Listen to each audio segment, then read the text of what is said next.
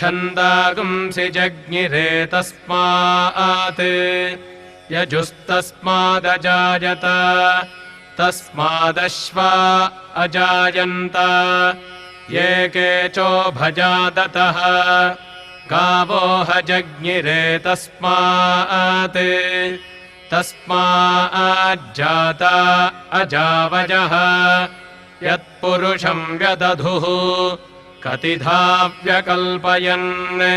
मुखं किमस्य कौ बाहू कावूरूपादावुच्येते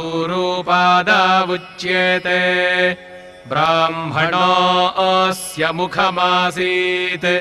बाहूराजन्यः कृतः ऊरू तदस्य जद्वैश्यः पद्भ्यागं शूद्रो अजायत चन्द्रमा मनसो जातः चक्षोः